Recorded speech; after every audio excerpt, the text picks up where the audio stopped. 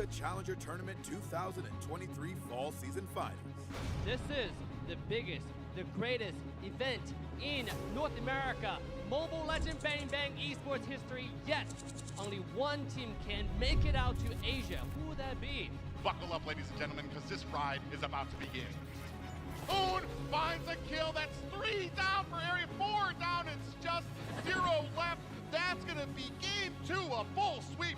The next match coming up, BDK taking on Avalon. Big play, 5-man knockup. Mobazane able to claim the objective. Chicken, how you feeling? I feel fine. We're coming to the third round of the day. The rest of Avalon pushing in big pop-up lands, and Avalon have eliminated Area 77. Sandstorm going in from T. Chicken finds Z. Zia T finds Super Shark. POV officially named the first grand finalist. We're finally here at the grand finals today in Thunder Studios Long Beach. I'm pumped. One team will make it out today and go all the way to Asia to participate in the World Series. Everyone's here to compete, and we have Avalon and BTK. These two titans have fought each other throughout the whole entire regular season. It's gonna be an exciting match. This is game day, the finals. You have to win this to move forward. It's make it or break it. A full wipeout against BTK, and there it goes. 1, 2, 3. That is all you did. Able to take down the Bloodthirsty Kings. A clean sweep. Oh my God. This is insane. It's day number 2, grand finals, everything on the line, and only 2 teams left. D down, making a triple. Is it a maniac? There it is. Everybody down, and that is it. North America! Ooh, Kingdom is born. The Ohio brothers stand above. The throne is taken. The crown is theirs.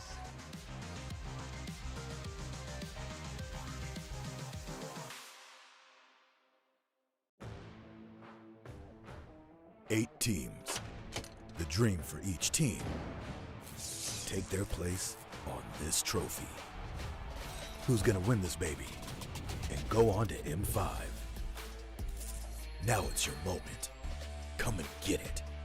It lasts a lifetime. Welcome to Long Beach, California for the North America Challenger Tournament 2023 Fall Season Finals. This is the biggest, the greatest event in North America Mobile Legend Bang Bang esports history. Yet, only one team can make it out to Asia. Who would that be? Buckle up, ladies and gentlemen, because this ride is about to begin. Oon finds a kill. That's 3 down for area, 4 down. It's just 0 left. That's going to be game 2, a full sweep. The next match coming up, BDK taking on Avalon. Big play, 5-man knockup. Mobazane able to claim the objective. Chicken, how you feeling? I feel fine. We're coming to the third round of the day. The rest of Avalon pushing in big pop-up lands, and Avalon have eliminated Area 77. Sandstorm going in from T. Chicken finds Z. Zia T finds Super Shark. POV officially named the first grand finalist. We're finally here at the grand finals today in Thunder Studios Long Beach. I'm pumped. One team will make it out today and go all the way to Asia to participate in the World Series. Everyone's here to compete, and we have Avalon and BTK. These two titans have fought each other throughout the whole entire regular season. It's gonna be an exciting match. This is game day, the finals. You have to win this to move forward. It's make it or break it. A full wipeout against BTK, and there it goes. 1, 2, 3. That is all you did. Able to take down the Bloodthirsty Kings. A clean sweep. Oh my God. This is insane. It's day number 2, grand finals, everything on the line, and only 2 teams left. D down, making a triple. Is it a maniac? There it is. Everybody down, and that is it. North America! Ooh, Kingdom is born. The Ohio brothers stand above. The throne is taken. The crown is theirs.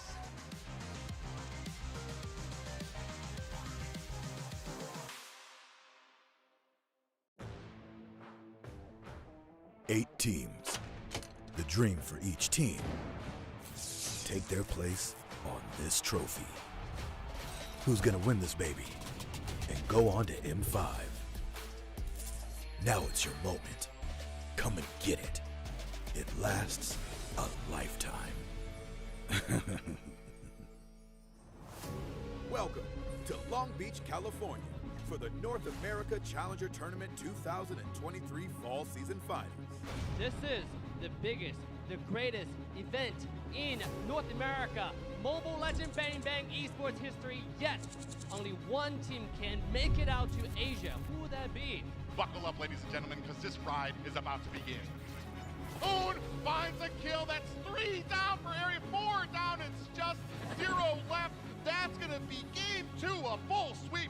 The next match coming up, BDK taking on Avalon. Big play, 5-man knockup. Mobazane able to claim the objective. Showdown, how are you feeling? I feel fine. We're coming to the third round of the day. The rest of Avalon pushing in big pop-up lands, and Avalon have eliminated area 77. Sandstorm going in from T. Chicken finds Z. Zia T finds Super Shark. POV officially named the first grand finalist.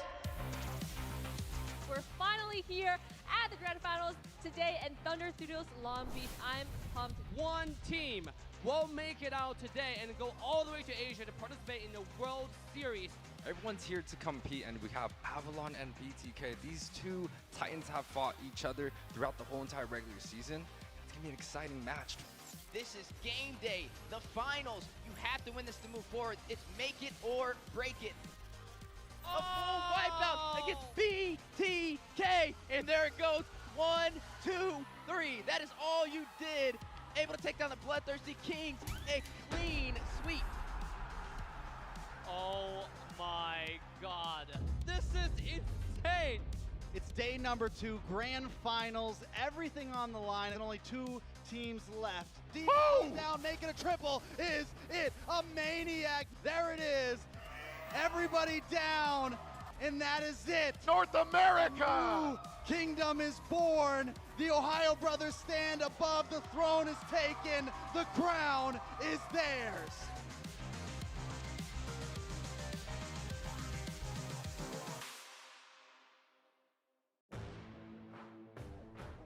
Eight teams. The dream for each team. Take their place on this trophy. Who's gonna win this baby and go on to M5? Now it's your moment. Come and get it. It lasts a lifetime. Welcome to Long Beach, California for the North America Challenger Tournament 2023 Fall Season Finals. This is the biggest, the greatest event in North America Mobile Legend Bang Bang esports history yet. Only one team can make it out to Asia. Who would that be? Buckle up, ladies and gentlemen, because this ride is about to begin.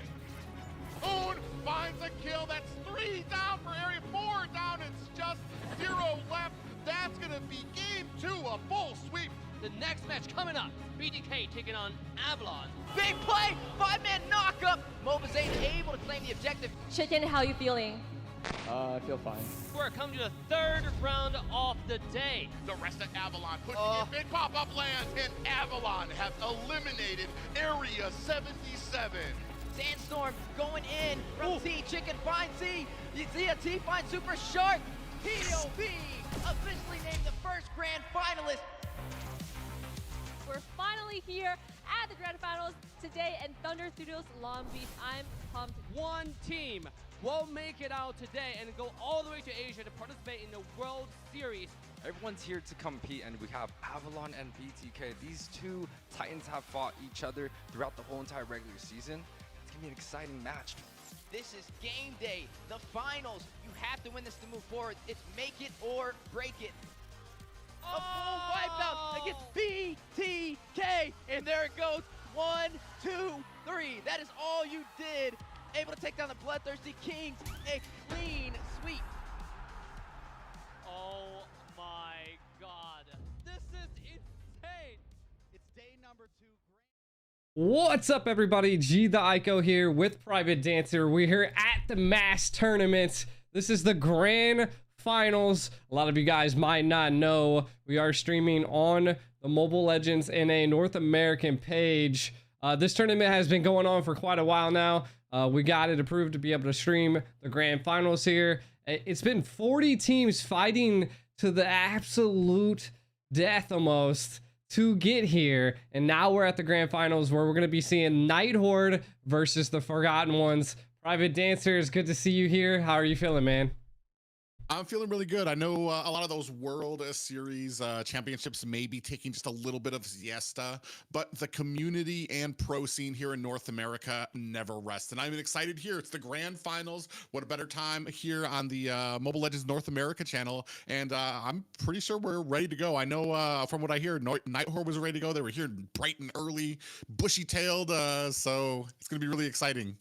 Yeah, I can say one thing about this is the mass tournaments teams are always ready, and I gotta give it up to someone that works in the behind the scenes, Moonpie. She does quite a bit behind the scenes, runs a lot of this tournament where you don't get to see them, but they definitely keep the teams and the pro players on their toes. So we will be getting here into the game soon. Let me highlight some of the crazy prizes that we got here, right? So I wouldn't say it's like, you know, monetarily, but hey, there's 100,000 diamonds on the line. For first place gets 40,000 diamonds. So the diamonds prize pool is huge for these teams, and they've been fighting for it, and they've been ready for it. It's going to be also a best of 7. So this is going to be a long series. Yeah, and especially with the diamonds, I know a lot of people's mouths are salivating, especially with that Attack on Titans event just around the corner. They're trying to go ahead, save up them diamonds so they get those new effects coming up here right now. Yeah, and I mean, I can't wait to jump into some of this Attack on Titan stuff coming up here soon. And I think there might be some special announcements coming out on that. Maybe not here, but definitely stay tuned for that when it does drop.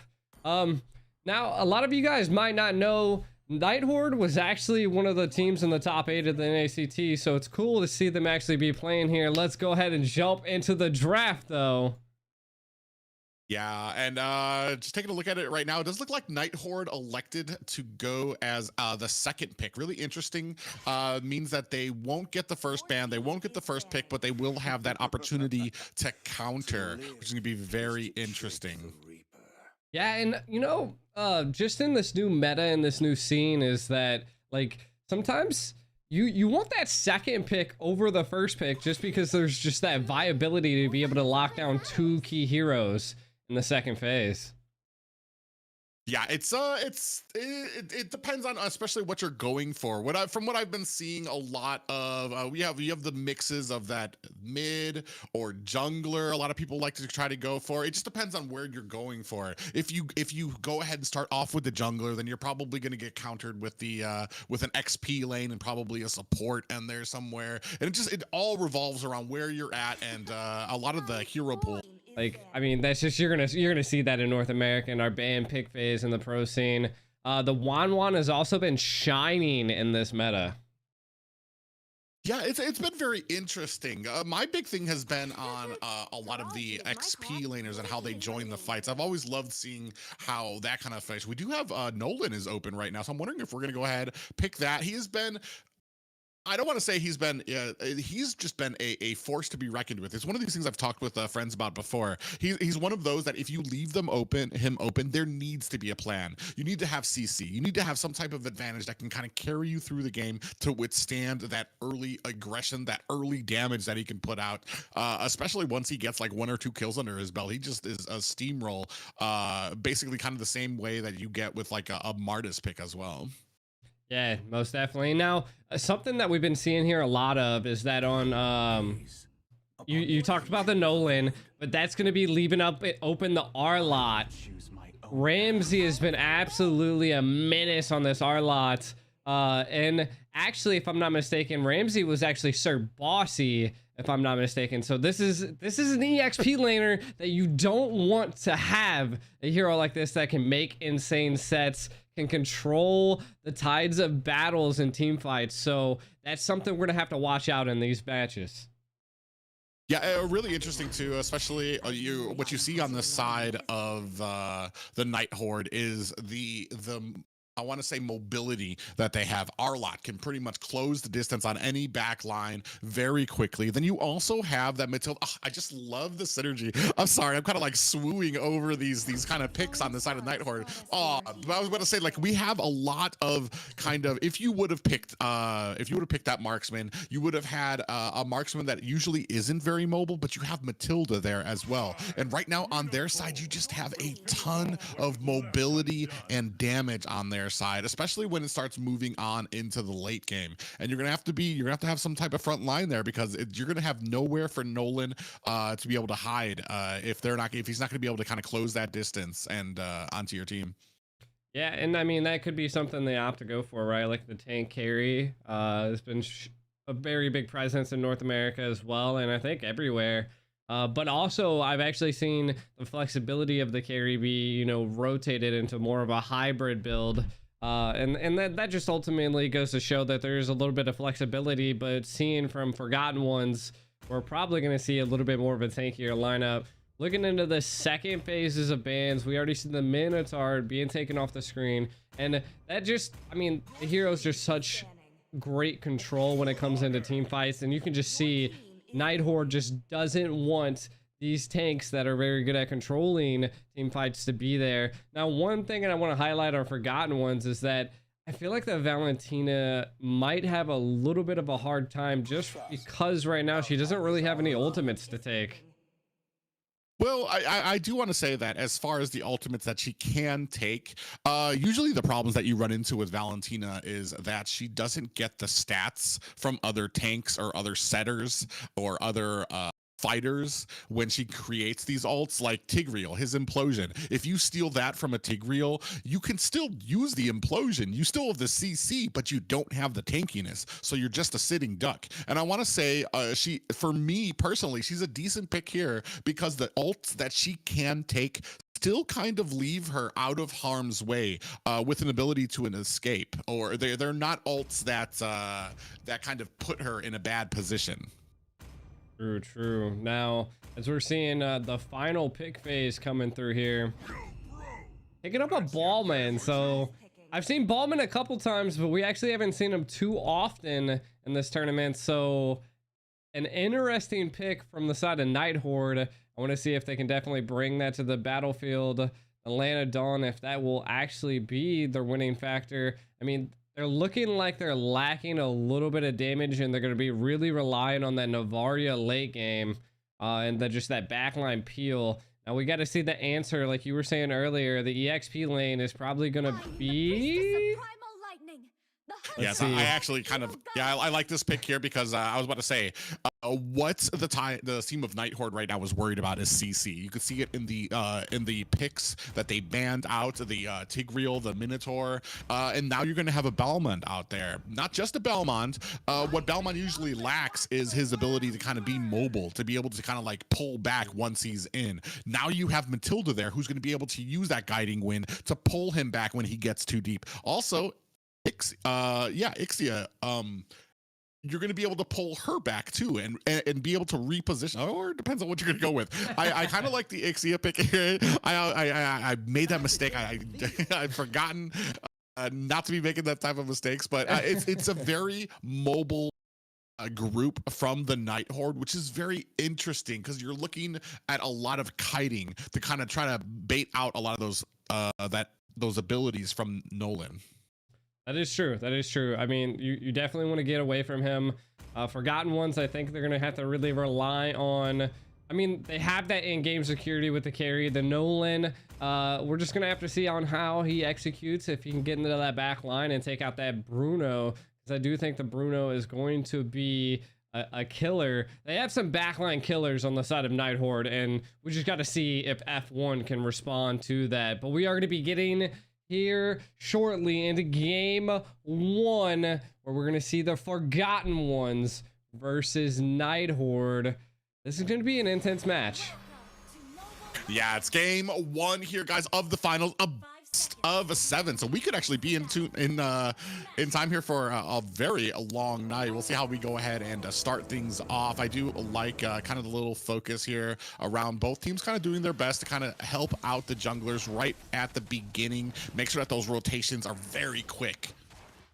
Oh, definitely. And again, in the beginning, we already seen some engage. Tonak putting on some pressure onto F1, and that just is there. The tanks are there to get visions. Now, kind of looking at some of the win conditions that we're seeing, they're going to have to really, on the side of Night Horde, is stay on their toes, keep that Bruno in the back line, allow him to scale and be an absolute menace. Now, both sides have great late game securability between the carry, between the Navaria, the Bruno, and I think it's ultimately going to come down to, like what you said earlier, is how well this Matilda can get in and out for Night Horde.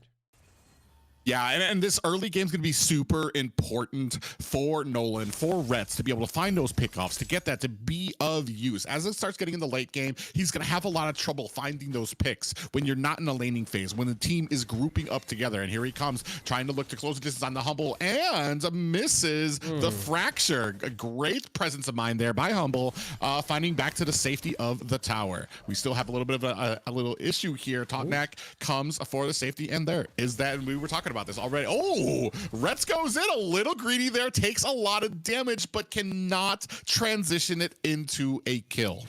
I like the greediness, but again, we can already see a little bit of a collapse down here in the top lane. Ramsey able to mop it up here. That's something you don't want to see early in the stage for your EXP lane. But as I was saying earlier during the drafting phase, is Ramsey is someone that you're gonna have to watch out for. That is a monster of an EXP lane, and they're just, that R-Lot is their secret pick. I wouldn't even say it's a secret at this time. It's definitely their signature pick. Yeah, and it's really interesting too because of the parallels between the teams. Both went for a gank at the opposite lane, but the difference is Night Horde had the rear of the tower covered, so there was no escape for Forgotten Ones. Tried to back out, got taken out there as well. Now we're gonna go ahead and move into this turtle. We do have the ultimate from the Varia out. Oh my foe, looking to pull the turtle. You can see Joy actually get taken, or Jay actually getting taken very low, half health on the turtle, looking for, oh, we do have a final slash. Quirky in trouble. Down to 10%. Turtle gets taken by Oh My Foe. Ramsey looking for an escape. What a great job by Ramses to go ahead and set the team. Finds a kill on Quirky, and that's going to be 2 down for, or 1 for this turtle, and 2 to the side of Night Horde. See, and that goes to show, like, Forgotten Ones, was it really worth it there? But yeah, big pop-up. Humble gets eats himself a little bit of humble pie himself, and finds himself some dirt.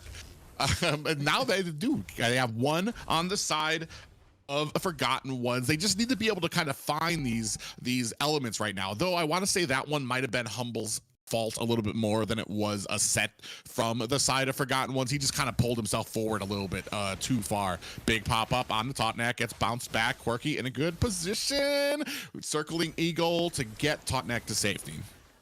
Yeah, not too much going on, but both teams definitely showing the tenacity and the grit. The just craziness of the team fights are insane right now. Oh, Quirky does use the IMU to use the circling eagle on a Totnak, but not going to really be able to close or form anything out of that engagement. 4 members looking for something down here at the bottom. Totnak, great positioning, going to give that vision. Let Humble know what's going on before it happens. And Retz cannot close the distance, unfortunately.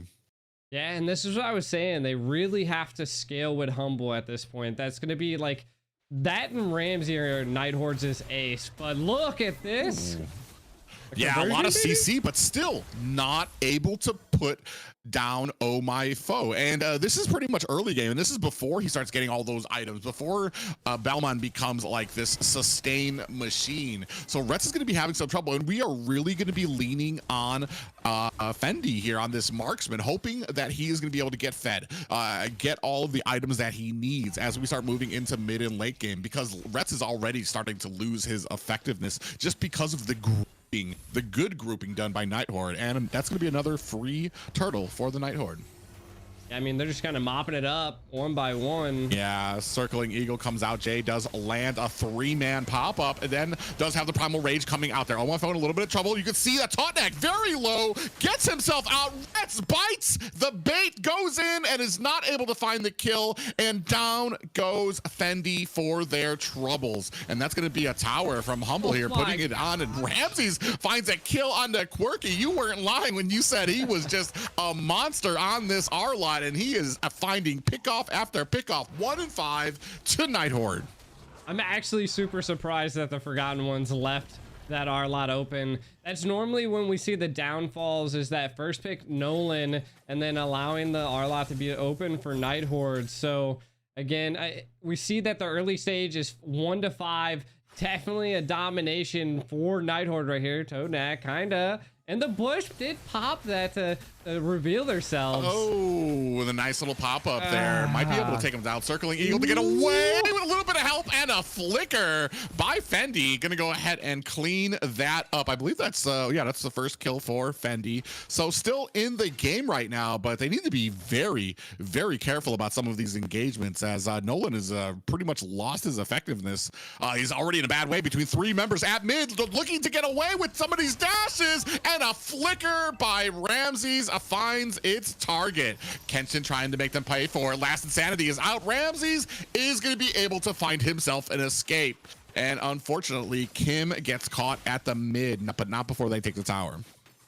I mean, this is crazy, right? Night Horde's definitely showing a good dominance, but the Forgotten Ones definitely not sitting back and just taking it. They're definitely clapping back at most intervals. On my foe, maybe gonna pick off more than he can chew there to probably take that red buff.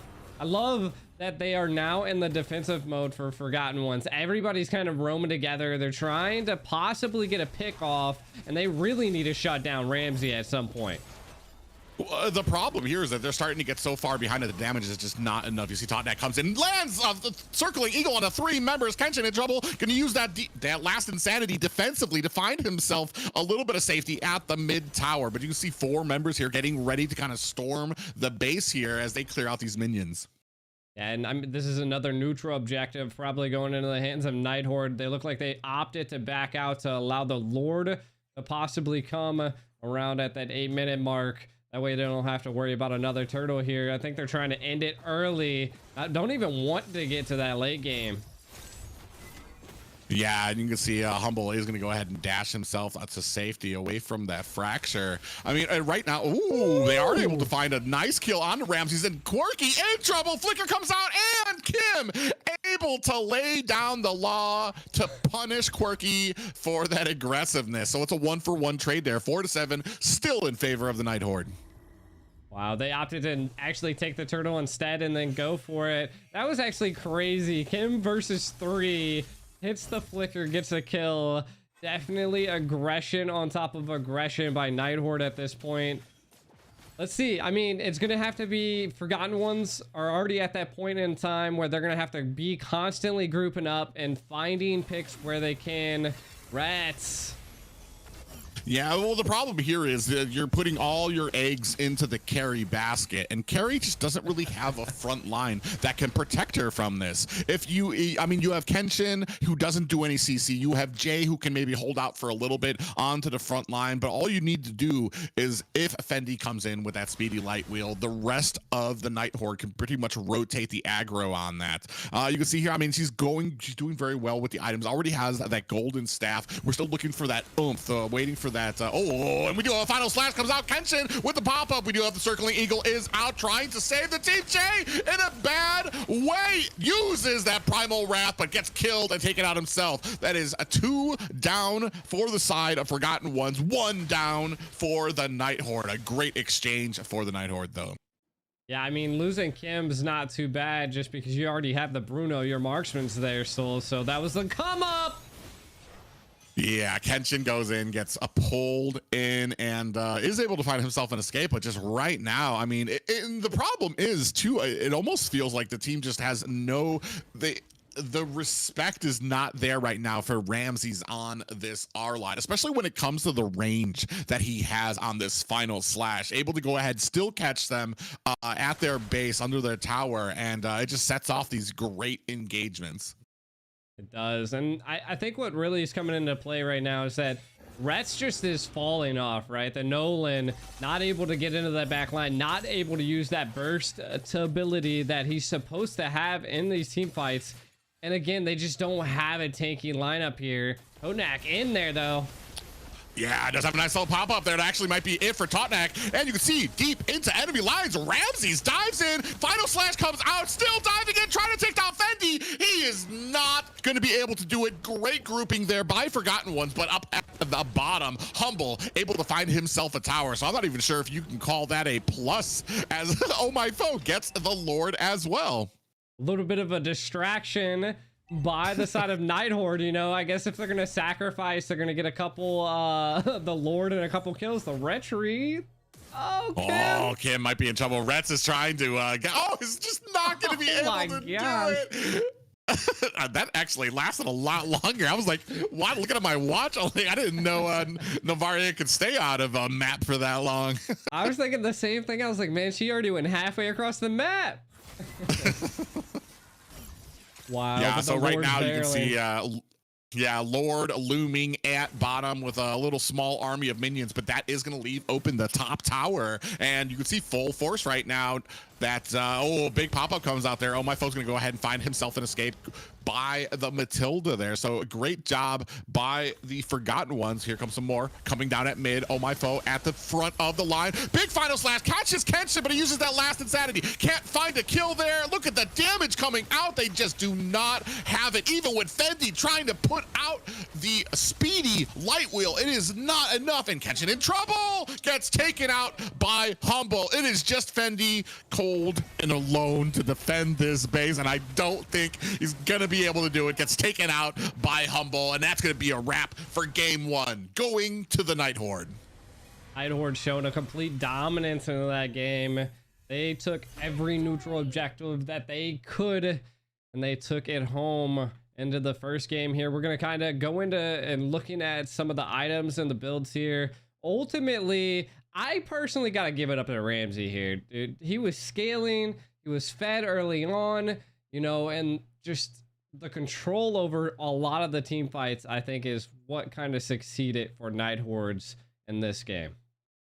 Yeah, absolutely agree. 6 kills, even, and 5 assists, even with a tank build on him. Nothing but tank items on there. And you can see here, 28% of the damage. That's kind of crazy for a tank build on him. And you just did not have an answer. And that's kind of the problem you run into when you face an R-Lot and you let him get fed, let him be able to kind of close the distance around the map. And then, like I said, you have to respect the distance, the distance closing ability that an R-Lot has, and then with that final slash as well. Definitely. But we're going to be going to the caster's desk as they're pulling and getting ready for the next game here. Now, that was a complete domination by Night Horde there, Private. What do you think they can do to turn this around? F1, well, they were struggling. Yeah, I feel like as far as the draft goes, maybe that Forgotten Ones might need to stick with something a little bit more customary. The right now assassins, you really need to kind of there needs to be a lot to make an assassin work, whether or not Nolan was the right pick or we were just trying to take it away from Night Horde. You need a front line, you need that sustain right now. What I think, like right now, that sustainy jungler with a support is pretty much like tier. It's almost unbeatable type of composition that you're going to be going up against. So I mean, you might have to try to match that, and then we saw it right from the beginning. Nolan kind of went in. You have to be a little bit more aggressive and a little bit more coordinated with those early ganks. You saw Nolan go in, but he kind of just trounced in the front. missed his ability and then kind of like walked off. Where from the Night Horde, when you saw them go to gank, they pushed from the front, made the XP laner push, or yeah, it was the XP laner, push back where he was caught by another Night Horde member who was waiting behind the tower. So there's just those steps above when you're trying to do a gank that you need to be prepared for, that you need to be able to kind of force that that player into a position where they will get killed and not just hope that they make a mistake that your assassin can take advantage of.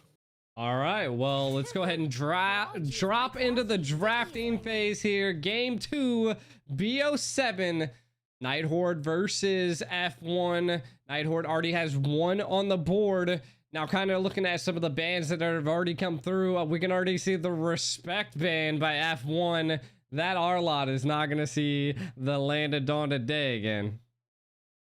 Yeah, but you're leaving open, like, I mean, we were talking about it before, what we saw before, the Gwen, the Joy, a lot of these very mobile and very, very dangerous heroes that when you see them on the enemy team. So I'm wondering where the focus is going to be here for these next bans coming from them. Diggy has been taken out, which still leaves open a lot of CC, and then the Matilda's going to be taken out. Ooh, so it's a little, man, it's interesting. I've talked about this before. Way back when there was Team Sexy and Shark just used to dominate people with some of these off the wall picks.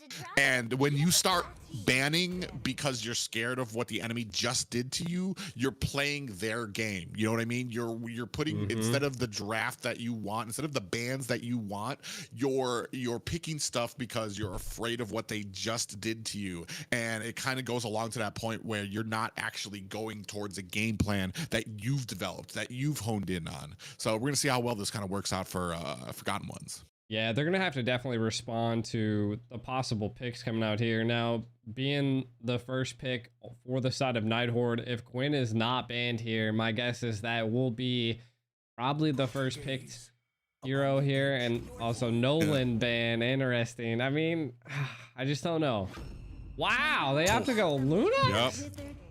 Okay. Yeah, Linux. I mean, she's come up. She's come up in the world. She's that percentage damage. That means that even if you pick that tanky front lineup that we were talking about before with a support there, you're gonna have issues. Man, let me just tell you how pretty this fucking skin is. Sorry. That Wan skin is definitely nice. I like the green gorgeous. overlays. Yeah, it's absolutely gorgeous. I just noticed it. I don't know why I haven't noticed this one before. Probably because I don't main Wan, but yeah, this thing is gorgeous. But like, yeah, like, especially.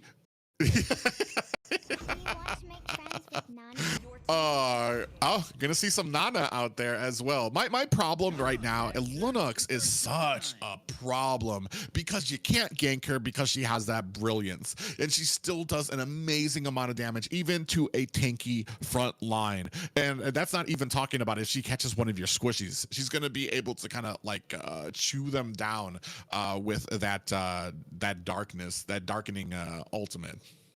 It's true. It is true. And again, Claude going against a Wan. I mean, typical. I mean, we can see it. I think it's one of the heroes that could have went for it, but I think a good counter maybe could have been an Irithyll on this playing field. But again, Claude's such a high tier hero, especially in the pro scene, is why we are seeing it. You could see that Ramsey was opting to like flex between a lot of different XPs there. And I like the Ruby here as well, right? Because we're going to need a little bit of a tanky front line just because of how squishy Claude is. And being able to have that control is going to be key.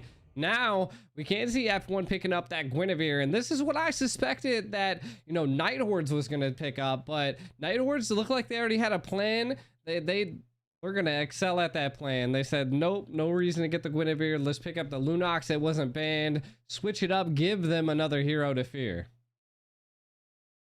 Yeah, you can see. I mean, Ruby has the ability. I like the Ruby pick in that it is a stalling XP laner. If you don't have something that can maybe like get you around a lot very fast, she's somebody that you might not be able to beat in lane, but you can kind of stall and keep them in lane for a while until you get out of the laning phase, and then you can start using that I'm offended during team fights. So it's gonna be very interesting to see what we have here as an XP laner for the side of Forgotten Ones, because I mean, almost hoping that we can get something that can get around quick. A Lapu, maybe a Yuzong, something that can kind of destroy that lane and then rotate very quickly, because they're going to need that help in the early game if they want, because you do not want to get to a point where Lunux has like a 5-second cooldown on her ultimate. So the early game is going to be very, very important. True. Now, kind of looking at some of these second ban phases coming through. That Tigreal, again, we're seeing that banned on the second phase quite a bit. A lot of the roams seem to get picked into the second picking phase, which is, I guess, is wild. I mean, the tanks are there to respond to what the enemy team has built and decided upon. So I can understand the Tigreal getting out of there. This is the second time we've seen Alpha banned, which is coming to fruition. Is that like there's something they're scared of? They're getting rid of a lot of the Axborg's already off the field as well, so they're targeting a lot of the jungles, and I'm just guessing that Night Horde, I guess they could flex the Lunox, right? I mean, you could, and then maybe you could throw Ruby into a roam position as well, and then have your XP lane open. It's interesting. The change, seeing Tigreal in the bans is very interesting, just because the change to his implosion to where it stuns at the beginning of it as well, it makes it for a really good surprise. Especially, man, even me when I play against him, I completely misjudge his distancing as well, because I'll see that implosion, I'm like, yeah, I'm definitely out of range of that, and then they'll flicker in and I'm like, oh yeah, there's that. It's been an interesting change that can make him very surprising, which is very interesting that we keep seeing him banned, and perhaps it's because Forgotten Ones do try to favor that Tigreal. We'll see. Yeah, I mean, maybe we might at some point. Kenshin picking up that Yuzong, great backline dive. I'm not gonna lie, that F1's definitely gonna be a diving comp here, paired with that Guinevere and that Yuzong. We're gonna be definitely seeing some backline engages happening by them. Now, one thing to see here is that I don't think an Odette's gonna make the stage, but she is.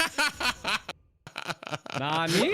I was doubting it as well. I was like, there's no way, because now we've got the perfect I was just about to say that there's actually not really a target for Yuzong to go after. You've got the brilliance from Lunux that can get her away.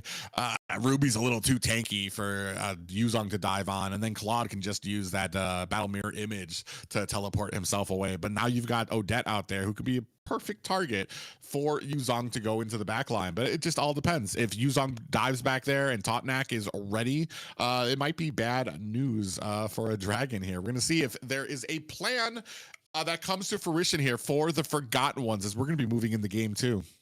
Yeah, I gotta give it up. I think I like Forgotten Ones draft this time around compared to Night Horde, just because I don't know. It seems like they might be trying to, build a comp of playing with their food. But we're gonna be getting into game 2 here, where Night Horde took game 1. Can Forgotten Ones mount up a great defense and attack in this round to change the tides and to stop Night Horde's reign? Yeah, it's going to be really interesting for me, just because there is a decent amount of escape ability for the Night Horde. If you dive in the back by onto Odette, you still have the Kufra. Totnak can still go back. Oh, Quirky actually might be in a little bit of trouble here. Does get popped up and is going to find himself a little bit of safety. Yeah, now kind of looking at some of the win conditions again, we can already see that the Wanwan definitely going to be able to hold that late game. Also, hopefully we might be able to see some early, I would say more mid-game from her. And again, that would be on side of F1. And Wanwans are a menace on the Land of Dawn, so I want to see how that plays into a factor. That's what they're going to really have to rely on in F1. Now, looking at Night Horde, this Odette, very, very questionable. I used to be a great Odette player back in the day, but again, I just kind of think she's fell off the playing field. So I want to see what a team like Night Horde can bring to the field when utilizing an Odette. So I feel like Kim is gonna have to be very sneaky with her ults because they have a lot of CC and knock up on the side of Night Horde, and then I think they're just gonna have to allow Humble to scale. So let's see how it comes, Private. Ooh. Engagement at the bottom. You can see that the jungler has come in. Oh, my foe finds a kill onto Kenshin, and Jay is going to go ahead and run for the hills. Oh, man. That's 3 members of Night Horde. And this is what we were talking about. These engagements, they come 3 deep, and they are able to go ahead, find the CC, find the slow, and find the pick off. Now it's going to go ahead and set them up for this objective. Yeah, you know, I feel like teams have to learn to do the Wario, right? You're going to have to get one person in from behind, a couple in the front to be able to take them down, and that just secures the kill. But the crazy engage here. A miss, though. Nice little dash there from Rhett's going to get himself to safety. Still trying to get and focus onto this purple buff. And I'm not sure who's going to be able to get it here. And it does look like... I have no idea who got that. Rhett's got it? Yeah, Rhett's got it. Okay. The retry by Oh My Foe was a little too early there, and Rets was just able to retry and walk away, even though Night Horde had such a heavy presence there in that blue buff. Yeah, you can see here. I mean, it's 1-0, not too bad right now, I want to say. But the one thing I haven't seen for the side of Forgotten Ones is any type of aggression just yet. Most of the kills, most of the ganks have been on the side of the Night Horde, and they've been pretty successful with it thus far, getting that one kill that forced them into that objective. Not able to transition it into buffs just yet, though. Yeah, I think what Forgotten Ones needs to do here to change it up from last game is kind of stop falling into Night Horde's grasp and do something of their own.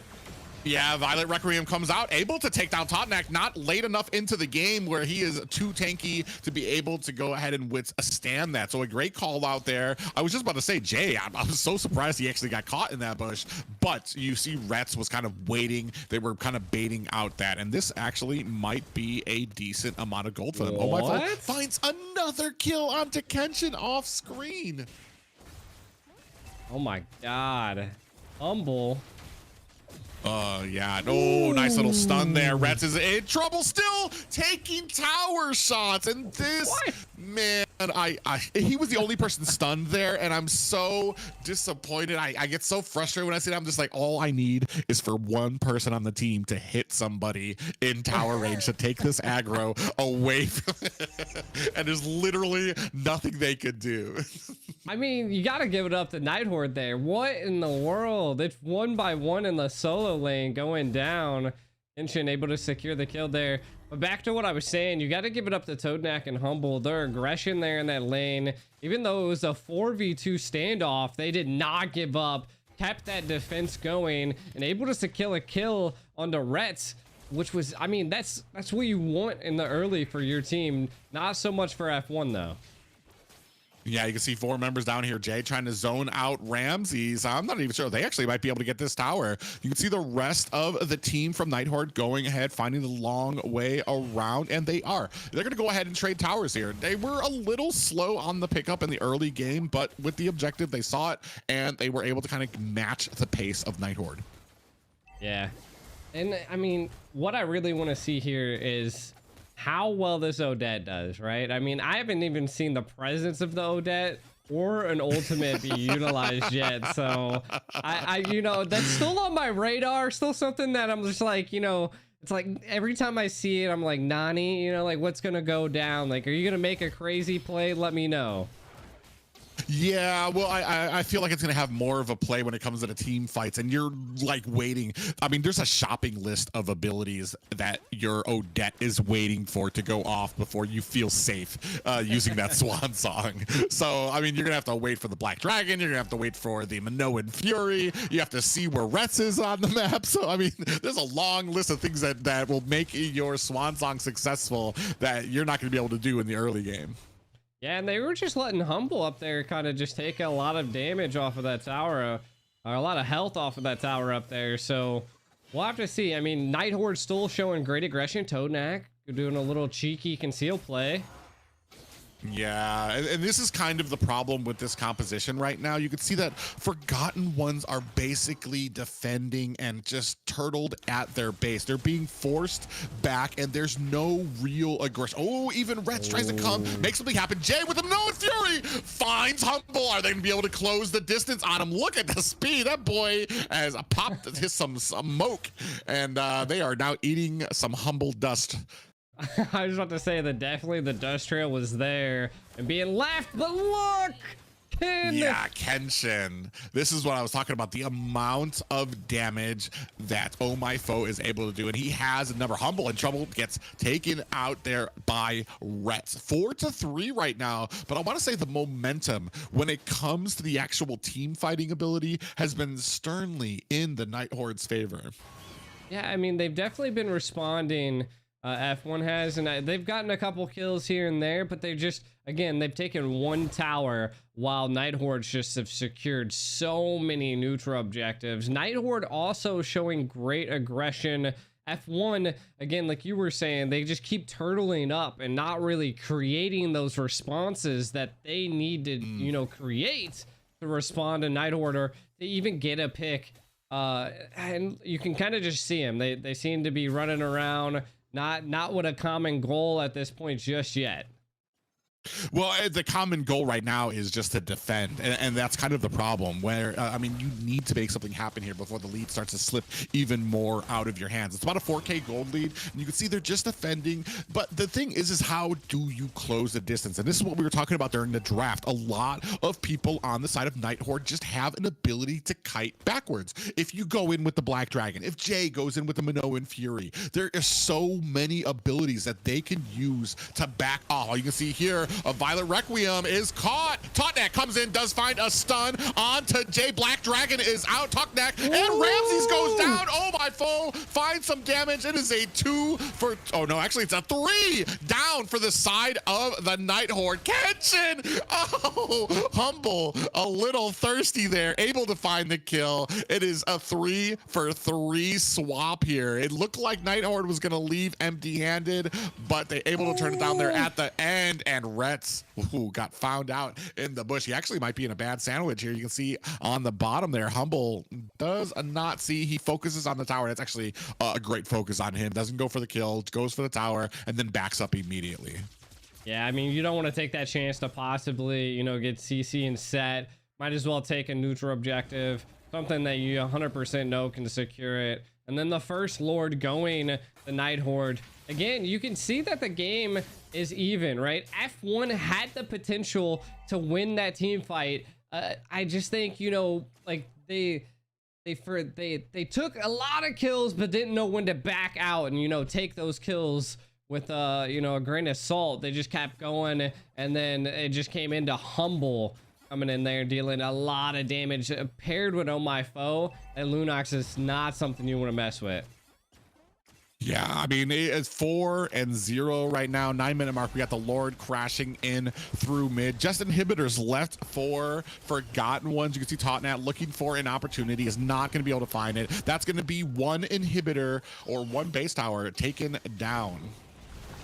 And it looks like they're going to probably just mop up a lot of these tier 3 towers and then roll with it. If they're able to get a, you know, a little steal, a little kill here, they might be able to end it, and I think they might look for that here. Yeah, they're looking for an opportunity. In comes Totnak, is not able to find the stun. Oh, Jay, here's an opportunity. Does find the Minoan Fury. Kim with that swan song trying to defend. Black Dragon is out. Ramses gets taken down by Fendi, and now they are backing up, trying to get back to the defense of the tower. Oh, and a big pop-up lands on a Fendi who gets caught, and that's a huge amount of damage that just got taken off the board for Forgotten Ones. Just when they were ahead, they find another opportunity where they get taken out, and down goes Kenshin. This might be a wrap. Half health onto the core. This is going to be a game. Too quirky, gets taken down. Kim surviving here right now, and that's going to be a wrap. Game 2 going over to the Night Horde. It does look like the prevail of the swan song. Listen, I don't think the Odette did anything here, but this is just my I'm gonna list Odette as the MVP for that game. 2-0. the forgotten swan comes in. And I mean, 2-1-3, a little wild. I mean, definitely didn't feed, so you got to give him enough for that.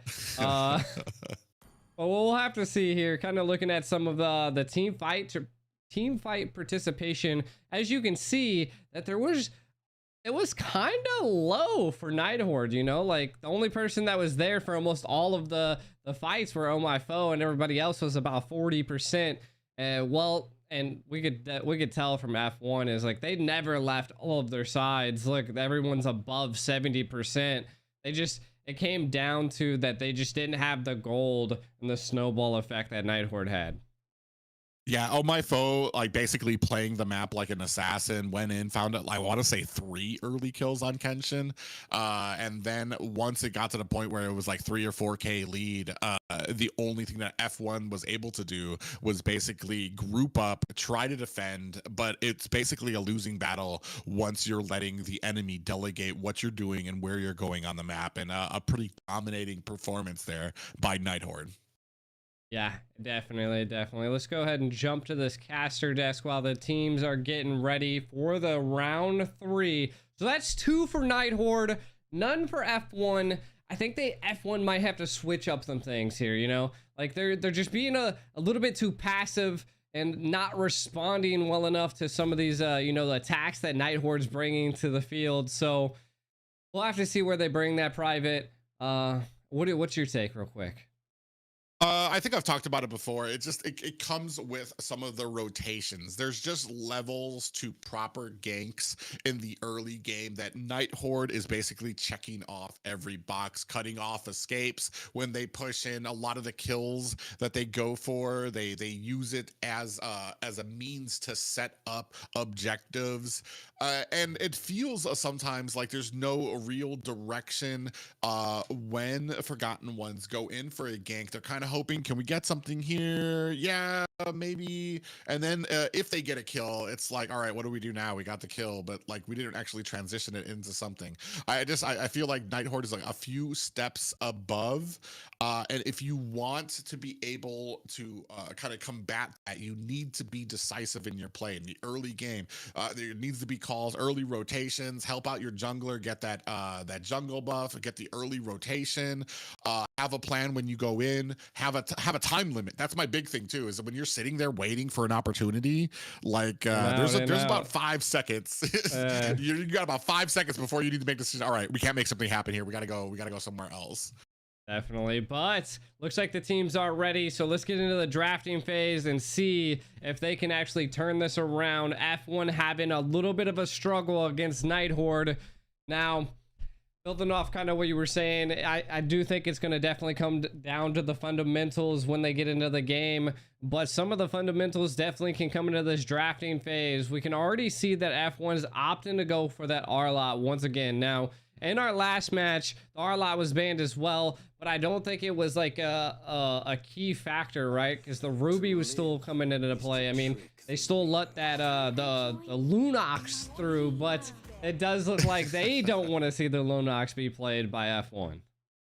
For me, it's super interesting because they banned the R-Lot, picked up the Yuzong, and they were against a Ruby. And I almost feel like, unfortunately for Forgotten Ones, when they banned the R-Lot and got Yuzong, they're like, woo!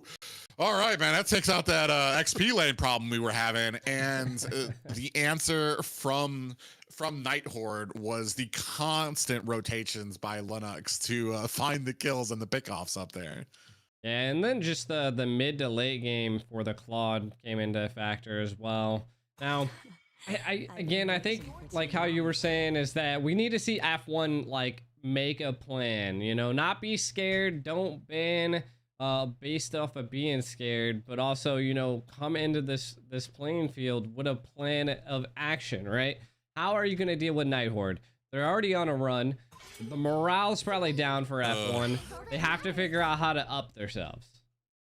Do you pick up the Nolan or do you give it up? They weren't very successful with it in game 1. Nolan was not able to close the distance, but man, I mean, when somebody does well on a Nolan, I mean, are you gonna give that up? It's such a this is such a it becomes a problem here, especially when there's some things that you don't want to see out there as well. Guinevere's out there as well. Okay, I think we're just gonna hang out at 0. Nobody gets anything here during this draft. Not in this lobby. Matilda. I don't know. Matilda. I don't know if it's going to be here, though. I feel like it might be a little too early, but they do lock it in. What are they thinking? Matilda,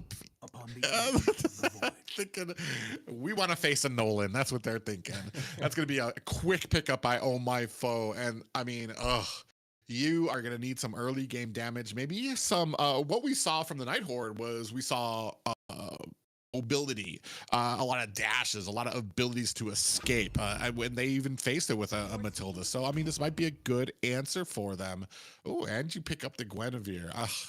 It's gonna be if you get caught, you're gonna need to be very well aware of the bushes and what you're going for here to be able to kind of call out where the Gwen is, where the Nolan is, because I mean, it's gonna just take it. You've got 2 of them now, so now any single time you get caught out, it's gonna probably result in a kill. It is true. It is true. I mean, those are 2 monsters, and I mean, the Gwyn could either be rotated into the roam, could still be the EXP. I definitely don't think it's going to be the jungle at this point. F1 responding with a Claude. I mean, they seen how well the Claude was picked and utilized last game. They want to bring that into their hands and see if they're able to, you know, bring that pain in. I feel like paired with the Matilda, a little bit of a crazy pair. I mean, Claude's already one of those sneaky guys that can get out of anything, and I mean with the Matilda, it could just be a, you know, that combo that allows him to get away from everything. Yeah, the only thing though is you've got kind of a mobile enemy that you're looking at. Claude kind of shines when the enemy kind of gets stuck and they're grouped together. You on this side, you see a lot of these abilities that they can scatter like cockroaches if Claude tries to dive in, and it's gonna be really hard for him to nail down with that blazing duet. I mean, it's gonna be very interesting to see here. We see Martis getting taken out. I was about to say we need some early game pressure from the side of Forgotten Ones, or maybe some tankiness in here, or we're just gonna go 110% with that mobility, which is what we're seeing right now.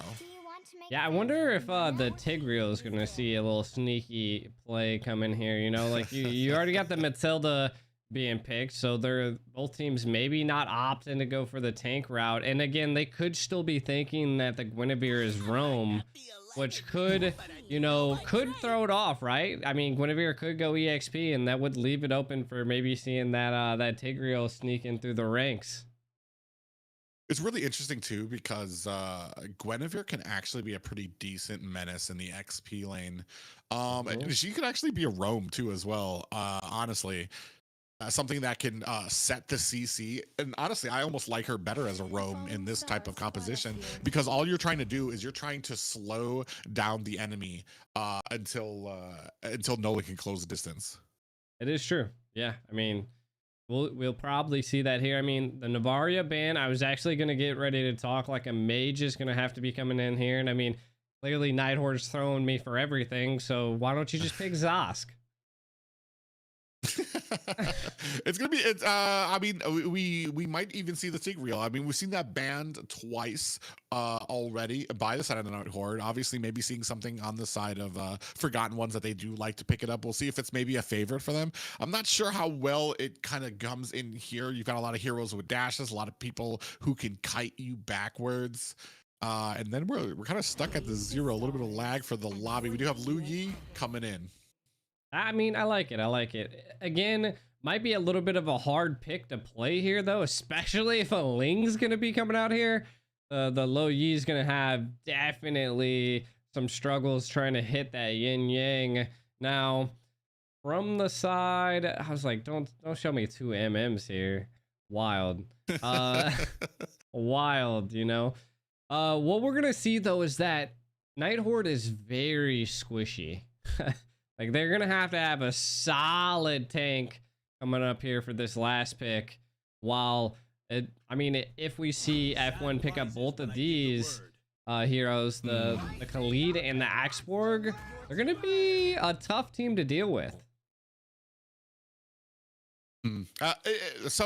They just went all in on the mobility, which is what I was talking about before. So they don't have the tankiness, which, I mean, it can help. Mobility can be fine, especially the early burst you're going to have. If Retz gets enough stacks on there, he can start doing true damage on that X-Borg. The early game Kenshin's going to have with his Khalid is going to be immeasurable for that lane. So it's going to be very important that these ganks come to fruition, that we can get that CC down. But that's the only real problem I see here right now, is I don't really see a huge amount of a CC for the side of F1. So either they get ahead early game and they keep that steamroll going, or they're gonna have a heck of a uphill battle trying to close the distance on to the Night Horde. That is true. That is true. I mean, we're gonna have to see. I do think that Night Horde's gonna be a little squishy here, so we'll see how they bring that to the playing field. Guinevere is EXP lane. We're gonna be getting here into game 3, Night Horde versus F1. Can F1 change the tides here? Can they load into this game? Yes, they can. We find. I was like, when are they gonna go? I mean, we'll have to see. There is a decent bit of magic damage on the field by F1 compared to Night Horde. So, I mean, Night Horde has 3 and 3 as well. So, I mean, a lot of magic damage. I'm gonna have to see what they can do to change the tide. F1 just needs to, I mean, put Night Horde where they want them to go. Yeah, you can see even here right now, kind of a little scared to go ahead and get those minions. A good job by Totnak going ahead, getting the vision, finding out where the enemy jungler is on his rotations. And that also kind of helps out when it comes to kind of like the bottom or the top, when they're going to go ahead and try to go ahead and find these ganks. Oh, trying to get this Lethal Wanderer still picked up by Oh My Foe of the Night Horde. Yeah, he didn't want to retry it. I mean, at this point, wow, I didn't even notice that they were able to take both buffs before they even made it to the little cabbage patch. So it just goes to show you that if X-Borg would have ret it there, that our Night Horde could have used that advantage to, you know, just invade hard. So yeah. I mean, good micro plays is that you want to definitely keep an eye out for.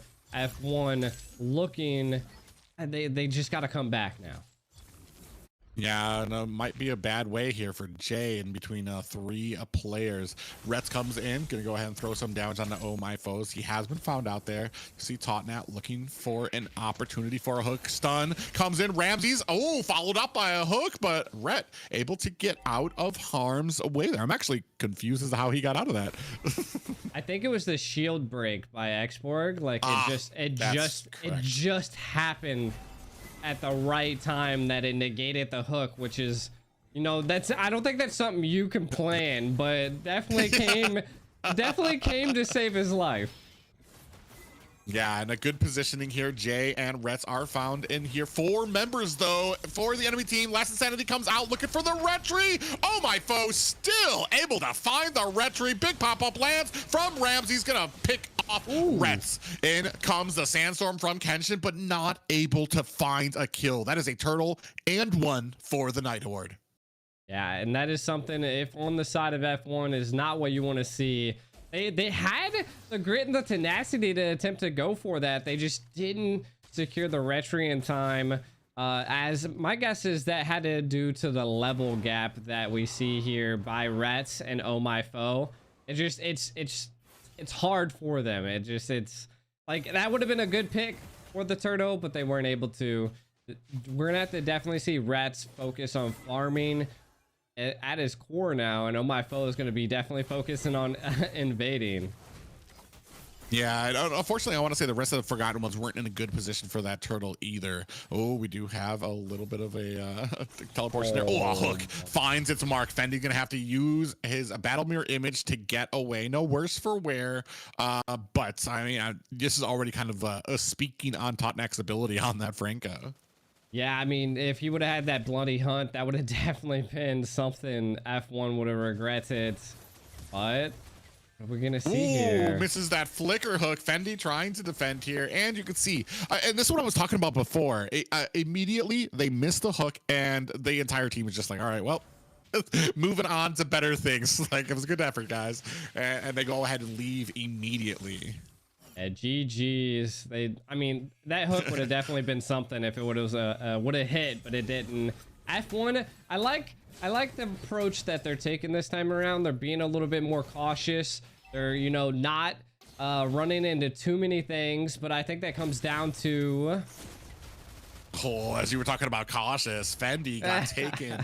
A little bloody hunt there from Totnak there on the back. And this is what I was talking about before, those very good planning where you have somebody behind to go ahead and kind of trap them. So just a good read there. But now you have 3 members, excuse me, from the Night Horde on this turtle, and not much that Kenshin can do. Yeah, and again, we can already just see that they're just taking Fendi for everything that they possibly can. He's holding on though, you know. I mean, he hasn't died just yet, and that just goes to show that he has to stay on his toes. But Kim in a little bit of trouble. Big circling eagle followed by the sandstorm. Good flicker. Is going to be able to find an escape. Oh, my foe comes in cleaning up, finds the kill onto Kenshin. Oh, what and a flicker takes out Quirky. Ramses is kind of a menace on that Guinevere. Yeah, I mean, the Guinevere is definitely a strong spot for him as well. So a hero you wouldn't suspect to see in the EXP, but like you said earlier, is aggressive. Yeah, Ritson having some problems there. And this is a nice little big pickup there by Kenshin. Does make Oh My Foe pay for it, but you're at about a 2-5 lead here for the Night Horde, and starting to build up a mild lead, about 2K in the opening 6 minutes. Yeah, that was a little bit of a greedy take there by Oh My Foe, and Ramsey just wasn't able to come to fruition. They're looking for this bottom lane. My guess is, yeah, I liked it. I was actually gonna say it before I even seen it. Fendi rotating to the top lane and able to take a tower. So again, F1 always reads the tower trades really well, but I think what happens is that they lose it in the mid game. So we have to see them change up their mid game presence a little bit more. Understand that you're not always going to have a tower that you can come on. Quirky might be in trouble. Ooh. Yeah, not it. Him might be in trouble.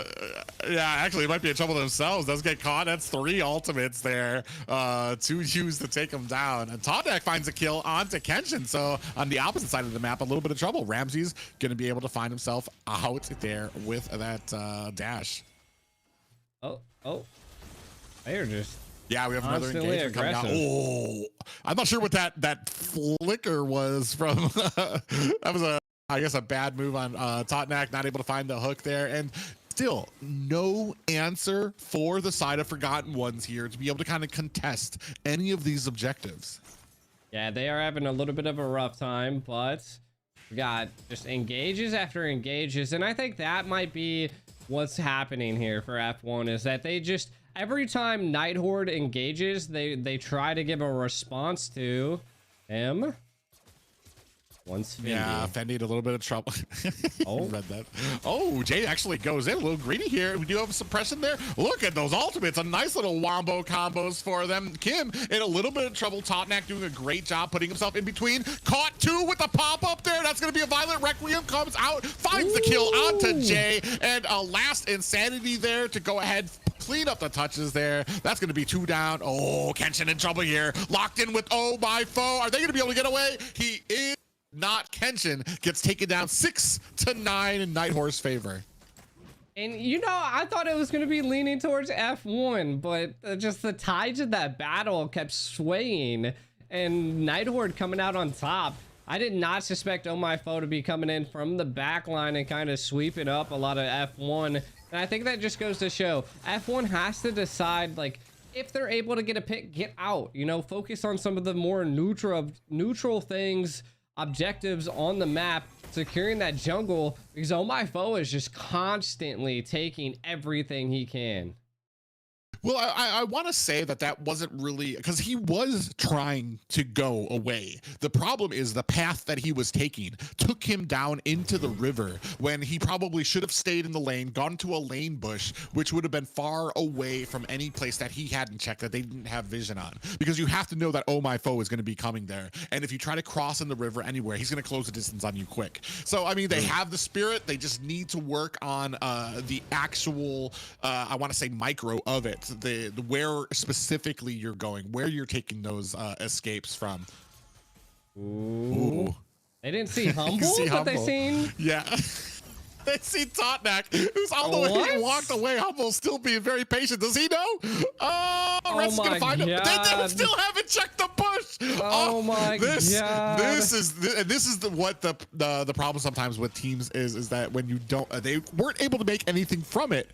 But I mean, that's just those little nuances that you need to make sure you're not making those mistakes from those teams. Kenshin, eats a huge amount of damage there. Yeah, I mean, Humble's definitely online at this point. Kind of taking a look at the items. He's already got the Malefic Roar and the BOD, so the damage is there. The bullets just need to collide. Now, kind of looking also, we're seeing a heavy response of magic defense on the side of F1. So, I mean, I think they're just ready for that low Yi. They're ready for Ramsey, and Ramsey falls there. Uh-oh. Oh, that's what we were talking about, trying not to. Yeah, we have a little bit of a conceal play there. Rets is going to be finding his end here alongside his partner there, Kenshin. So that is two more, a 6K gold lead for Night Horde as the Lord is crashing in at mid. Yeah, you got to give it up to Night Horde. They're always, I think they take it personally every time someone dies. Like the whole team always comes flooding down. Well, it's just kind of what we were talking about. If you're in a position, the Night Horde has a little bit when it comes to being compared to Forgotten Ones here. Their positioning, they might be kind of caught out, but they're caught out in a way that their team can still kind of close the distance if that player dies. So, I mean, it's kind of these rotations where, like, yeah, you got the pick, but you really didn't because it was still, it's like when you dive under tower to get a kill and then you die anyway. So it's like, it kind of cancels each other out. Yeah, true. And I mean, we're looking at a pretty sizable gold lead here as well, almost 9K. And I think we're going to be going into one more Lord. I suspect that F1's probably not going to do anything, and they're just going to turtle up here and then just go for it. Now, again, they really don't have, I mean, they have the Claude. The Claude, if they were a little sneaky guy, could maybe do some lane pushes, you know, some split pushes, but again, we're just not seeing that here. Conceal play. Oh my gosh, look at the damage coming out there. They don't even need it. Ramses comes in, does find a pop-up. Quirky able to find a kill there, but this is going to lose them their top high ground tower. Just one left here at the bottom. And I was just about to say, we're at about 10K gold lead for the side of Night Horde. There aren't too many team engagements you're going to be able to win here. You have to bank on your ability to isolate the enemy team, to maybe find some more pickoffs, or you just Hail Mary it and hope that maybe you can kind of contest the Lord. But you can see here right now, there's really not much you're gonna be able to make happen. We do have a circling eagle, does find a target, and a good pick off there onto Humble. Very nice hook, does land. Kim gets taken down as well. Oh, Nolan finding himself. Kenshin might be in trouble here. Is gonna find himself an early end. Oh My Foe with some great positioning there. Able to answer these 2 kills from the side of Forgotten Ones with one by the Night Horde. That was a wild 10K down gold aggression push by them, and that is going to be a flicker into a bloody hunt, and Ramses finds the target with a pop-up into the Violet Requiem. That is wild. They're just taking one by one down, and now they're not going to be able to engage the Lord. That's kind of something you don't want to see, right? If I was a team, again, I mean, they attempted to make the play to kind of, you know, maybe team wipe Night Horde, but for what? Are you just team wiping them to team wipe them? They didn't have that advantage for the next Lord. I think they just took it a little bit too early. Because if they would have used that advantage during a Lord fight, there could have been, you know, tides turned here. But this is going to be possibly F1's final defensive siege here. Let's see if they can mount up a defense. Yeah, and that's super unfortunate. We do have the Lord crashing in at mid. This might not be a long for this. Oh, Kenshin is going to be able to find himself some safety back at the base. Lord is about half health. Totnak finds a kill onto Jay. Humble Anik finds a death of their own. Violent Requiem finds 2 members of the Forgotten Ones. Kenshin gets cleaned up, and that is going to be another game for the Night Horde. That's a 3 in a row. 3 games in a row. Night Horde just absolutely dominating in the Land of Dawn against F1. Let's kind of look at what the stats are looking at here. Toadnak, surprisingly, the MVP. I would, you know, oh my foe, I would give it to both of them. I would say it's really, really close between Toadnak and Oh My Foe, because Oh My Foe was constantly coming in and cleaning up, though Toadnak was really helping out Humble, and I think Humble was getting caught off guard a couple times. But yeah, well, who do you think the MVP is? Well, I mean, I do like the aggression that was there for Hotnak. You even saw there right before to set up that last Lord. Totnak able to flicker into the bush, finds the bloody hunts, and I mean, you had Totnak every single time. Totnak was able to find the pickoff. Ramses was right there to aid with it, with that Violet Requiem, and it was honestly separate from Oh My Foe on the Nolan. So you had Totnek and Ramses kind of traveling around together, able to find those kills, and then Oh My Foe on the other side of the map, able to find the pickoffs as well. Whereas I thought that they would use it as a CC to kind of set up Oh My Foe. He was just able to do it on his own. He doesn't even need them. He doesn't need any CC. He's just going to go in, find that fracture, and find those kills. It is true. It is true. Now, let's go ahead and jump into the caster's desk here while the players are getting ready for what, game 4 now, right? I mean, this is match point. This is Night Horde could end this. Match point for the Night Horde, and it's been a very frustrating few games. A lot of hurdles for Forgotten Ones right now. What we've seen from a lot of these engagements, and we've kind of seen it in the fights that they've won, especially after the laning phase is over. A group of them able to find somebody, they chase them down, they find the kills. But what I have seen from the Forgotten Ones is immediately what they should do is, as a group, decide what they're going to do, go for it. What I see is onesies and twosies splitting off, and Nolan was able to kind of find those pickoffs every single time they did. They'd have a successful engagement, successful team fight, then onesies and twosies were kind of like, all right, well, I'm going to go over here and get destroyed by an incoming Nolan. And instead of like, they got the kills, are like, guys, what do we do now? All right, let's move as a group to the Lord, or let's move as a group to this objective, so that if Oh My Foe jumps out of the bushes, they could have punished him for it. Definitely. I do think that F1 was definitely doing more responding than engaging.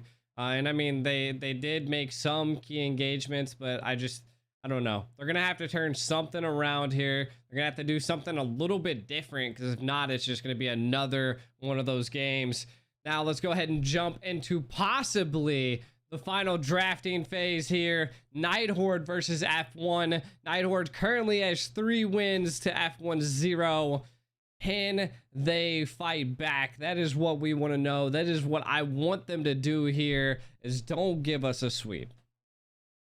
Yeah, well, I mean, obviously, F1, Forgotten Ones have made it through 40 other teams to get to this point. So still hats off to them and the effort that has been put in. It's just right now, Night Horde seems to be on another level. All those little, they're very crisp on those basics, on all those things that they need to be executing, how you execute it. And there's just little mistakes that Forgotten One is making. And at this level, every single one of those little mistakes when you rotate a little bit too late, when you don't cover the rear when you're ganking, when players kind of travel off after a group fight and get picked off. It's all of those little things that you get punished for at this level, and unfortunately Forgotten Ones are finding that out the hard way.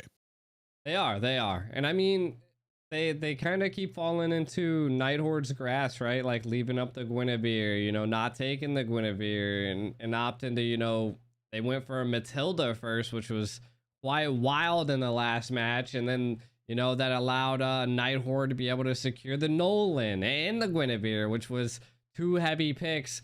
I do think that the second pick team have a little bit of an advantage when it comes to that. So they just really have to build up that and decide on it. And you can already see they opted to ban the Matilda here and not give it to them. But again, the Guinevere, the Nolan, I mean, you still have insane power picks to pick.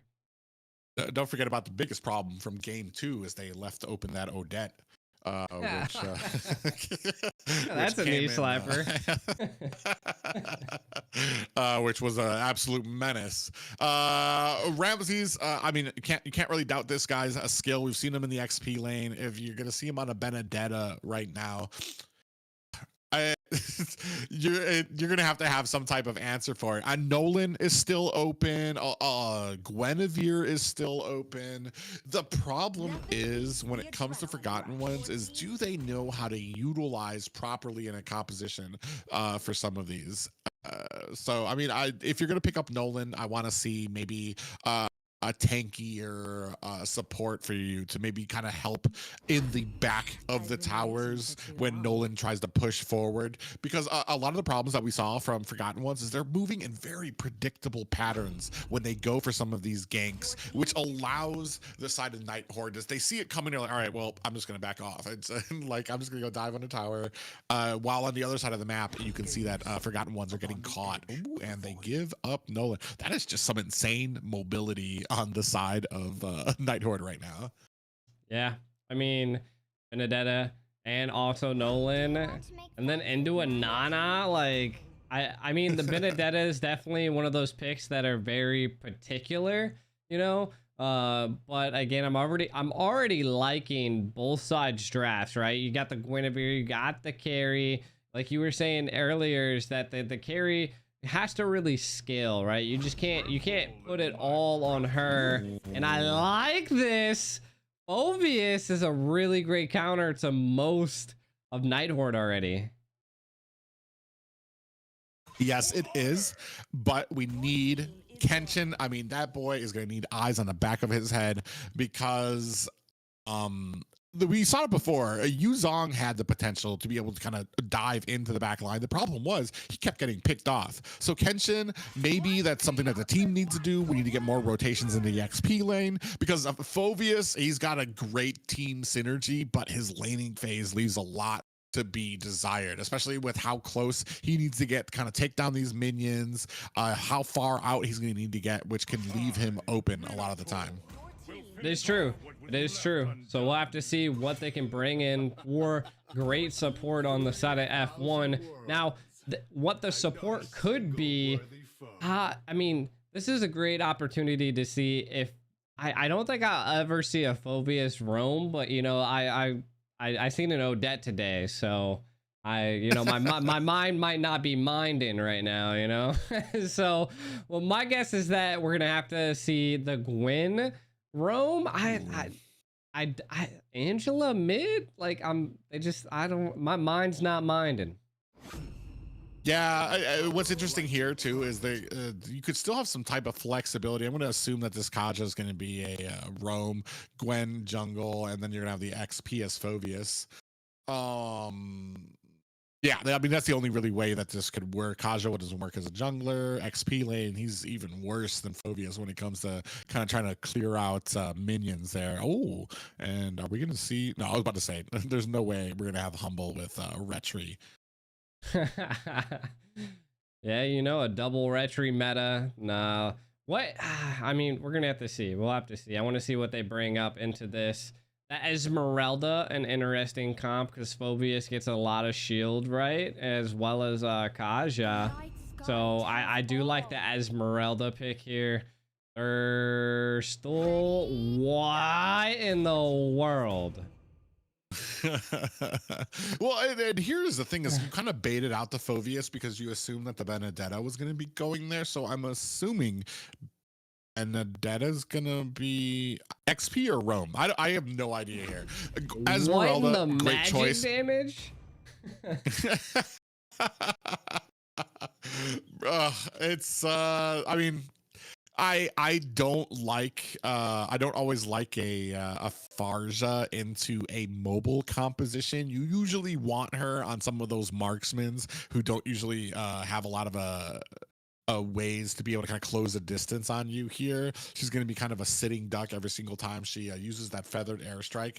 But I mean, on that, if you can bait out abilities to let Phoveus start kind of reigning in there, then Farja, oh, she doesn't have Purify though, so it's gonna be very interesting. Hopefully she'll be able to find herself an escape here, but it's gonna be game point for the Night Horde. It is. It's going to be game point for Night Horde versus F1. Let's see if they can bring it home or if F1 can hold up a defense and keep this best of 7 going. Now, kind of looking at some of these win conditions here, what we're going to be really seeing is I think they're going to have to, for F1, is they're going to have to rely on the Farja, right? We're going to have to see that. But again, from the side of Night Horde, their response is the Esmeralda, right? They have that great backline dive from multiple avenues, be it Benedetta, be it Esmeralda, be it Oh My Foe on this Nolan. So there's a lot of opportunities. I think it's going to rely on Quirky and Kinshin's ability to utilize those sets. But again, we're gonna have to see. I mean, we're seeing a Layla in the pro scene here from Humble. Yeah, I'm really gonna need to see some kind of aggression from Fendi. Push this Layla, try to get the damage onto her. Like, I mean, there's no excuse for it at this point, especially if we don't have enough ganks up there. This is gonna be a Nana roam, so Kim's gonna be running a lot of damage on this Esmeralda. You see already big pushing onto this tower, and for members, Rets is gonna be able to go ahead and find a jump away. But here's the problem, like I said, aggression from the side of the Night Horde and just kind of a reaction from the side of Forgotten Ones. Quirky in a little bit of trouble. They are looking for a kill onto Oh My Foe, not able to find it. Great backup there from Totnak to throw out that Molina to kind of fend off the reverse gank there. That is wild. And if I'm not mistaken, this is a Nana roam too. So my mind's just being blown from multiple avenues.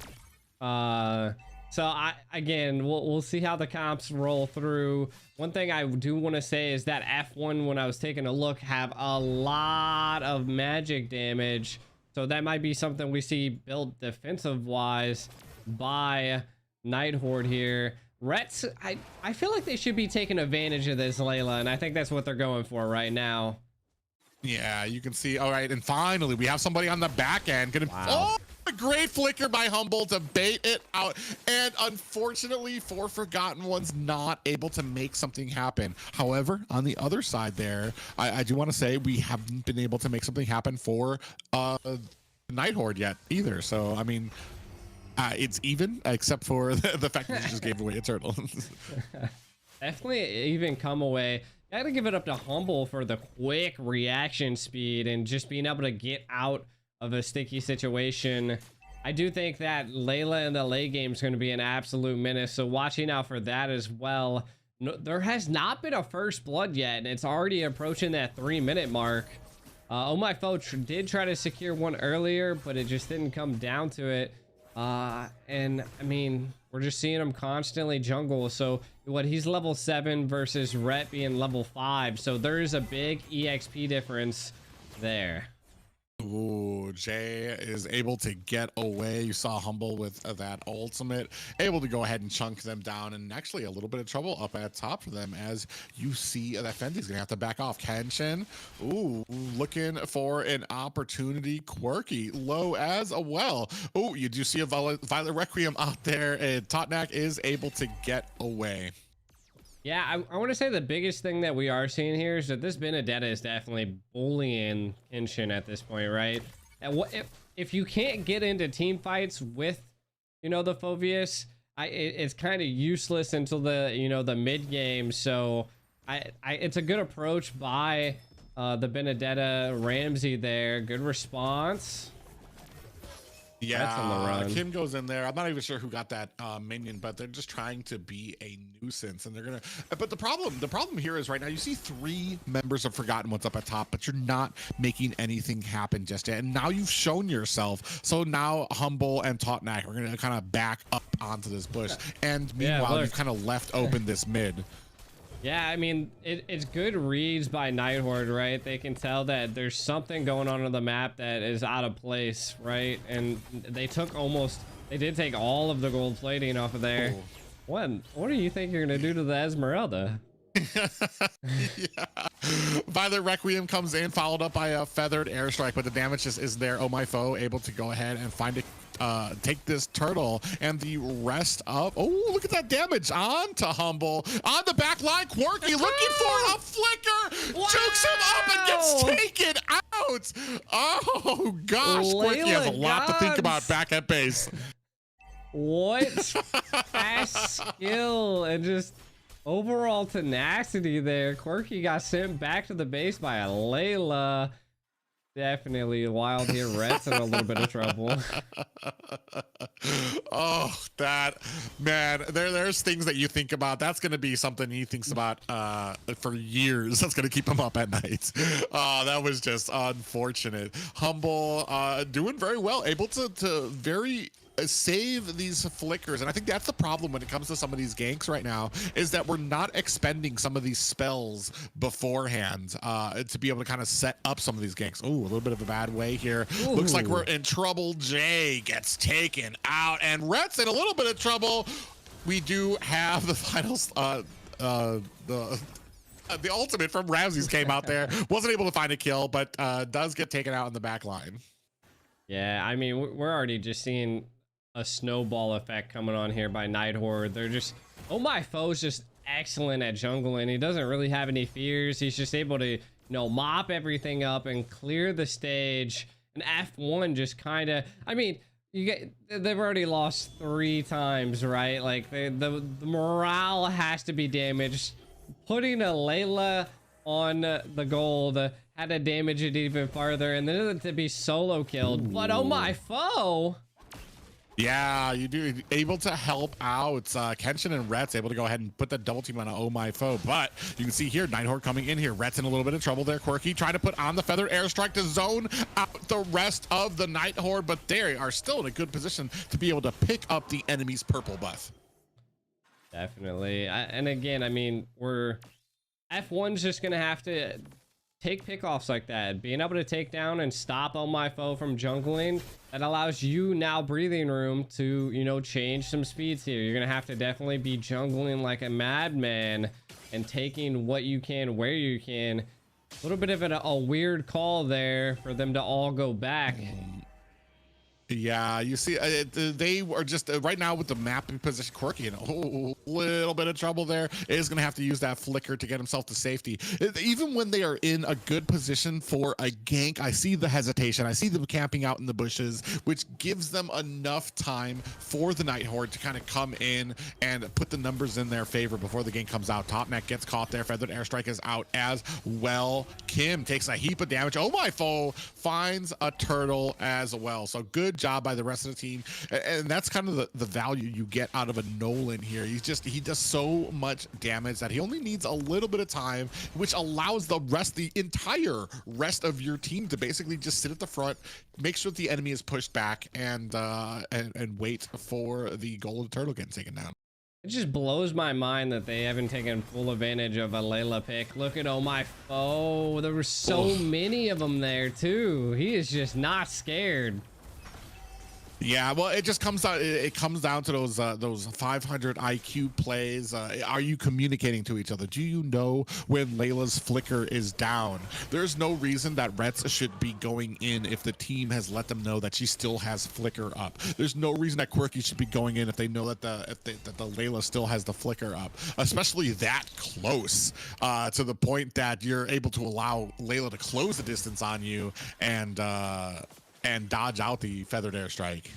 Yeah, and I mean, we don't see any towers taken by F1 at this point. I also don't think I've ever seen the Phobias come into play yet, and you got to give that up to Ramsey in the early stage, just constantly cutting his lane, not allowing him to properly farm or even rotate with his team.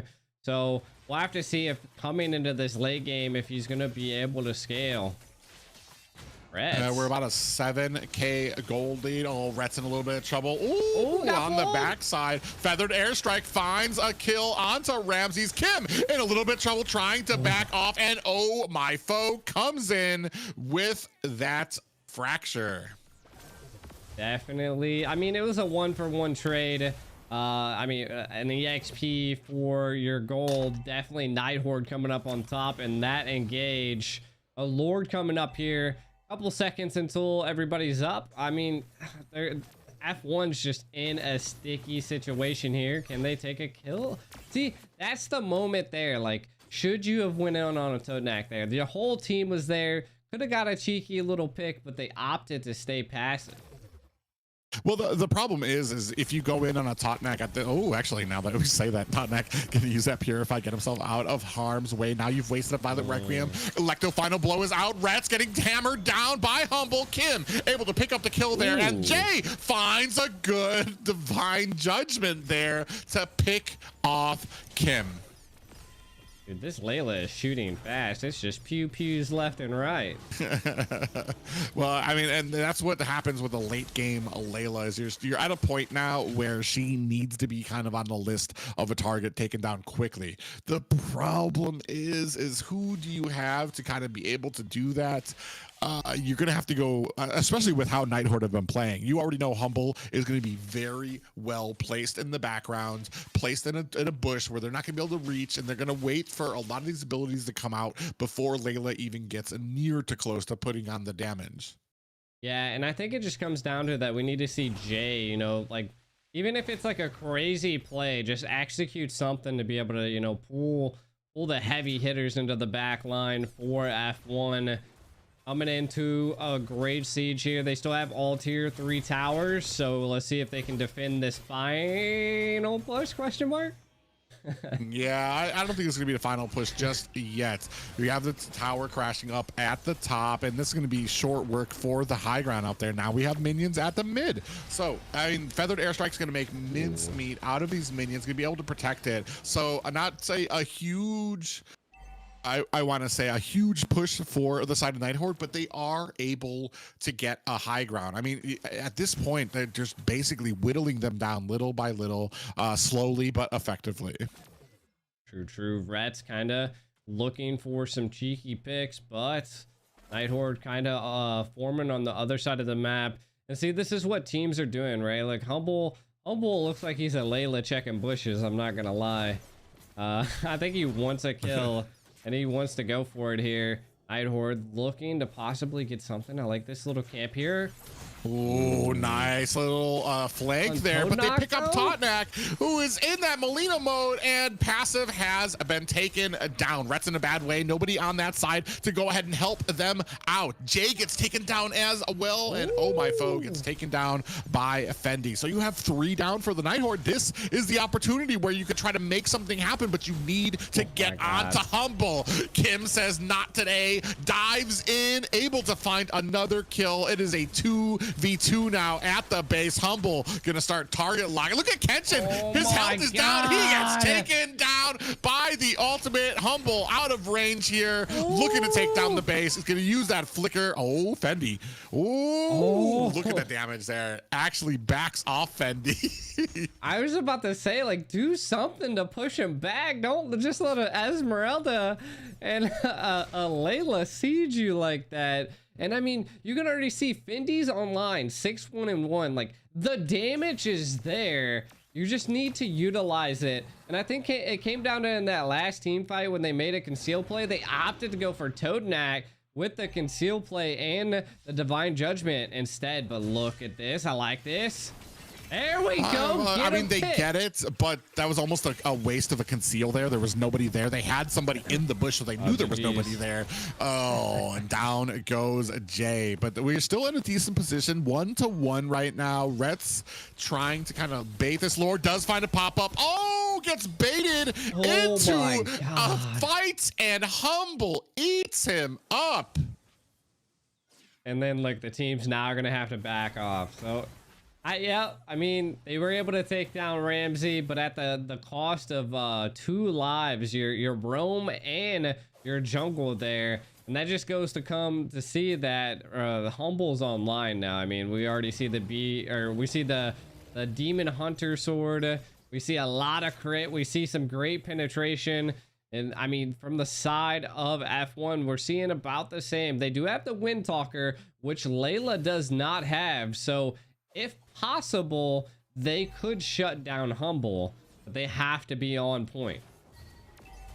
Yeah, the problem is that there's just so much damage and you're so far behind, almost a 10k gold lead for the Night Horde. So, I mean, you don't even have a lot of time to be able to kind of do that and dive in the back. Fendi actually finds a good kill onto Ramses. I want to say maybe a little slower on the rotations, a little sloppier by the Night Horde, but the result is the same for this game. Because you can see a lot of pickoffs. We didn't see this from the first few games. They were very precise in their movements. They're stuck together very well. Oh, we do have a feathered airstrike here, raining down damage. Topnat takes the bulk of it. Retz comes in with a Violet Requiem, but eats a huge amount of damage and gets taken out anyway. This looks like they are trying to close up the game. Fendi trying his best to put on that speedy light wheel, but in comes Oh My Foe with a beautiful fracture. And unfortunately, Kenshin cannot follow. He throws out a flame shot, but is not able to finish the job on the Oh My Foe. Now he is in enemy territory. In comes Kim with that falling star moon, but at base you can see Quirky and Jay doing their best to try to fend off these minions. Off screen, Kenshin gets taken out. Humble here by himself. You need to be able to take down Humble. Unfortunately, Jay and Quirky need to take out these minions. Oh My Foe coming in looking for some cleanup here. Has a slash out there. Ramses comes in. Electro final blow is out. Jay finds a divine judgment, but that's gonna be the final game for the side of the Night Horde. A clean sweep in the masked tournament. A mass tournament coming to an end here with Night Horde on top with a clean sweep. Definitely crazy. Kind of taking a look at what we've seen here. Crazy enough, I don't want to say it, but hey, Layla MVP here. So we've learned here tonight that Layla and Odette coming out for the side of the Night Horde, and I think that just speaks more to comfort and I want to say confidence in their the basics that they kind of were able to put out through those first 2 games and then into 3 games and then finally into this 4th one, where they're able to kind of be a little bit more lax. Like we said, we saw a little bit more of a lax game from Night Horde there, where they were getting caught out, but the objectives were there, the team fights were there, so the result was the same. Definitely the same, and I got to give it up to overall Night Horde's aggressiveness against F1. It kind of seemed like Night Horde was the kryptonite to F1, so they just showed a great tenacity, grit, and controlled a lot of the games. And GG's the Night Horde. Let's go ahead and kind of wrap it up here. This was the mass tournament. If you guys didn't know, 100k diamonds is the final prize pool here. First place getting 40k, so Night Horde walking away with 40k diamonds, which is That's a lot of diamonds. It's more diamonds than I got saved up. Yeah, and especially right before that the Attack on Titan event comes out, so they're gonna have all that saved up there as well. Big ups, as you mentioned before, to the big head for this and the brain behind this tournament. Moonpie has been pretty much handling a lot of these community tournaments as well. But this is just season 1 of the mass tournaments, and that going over to the Night Horde with a very dominating performance here tonight.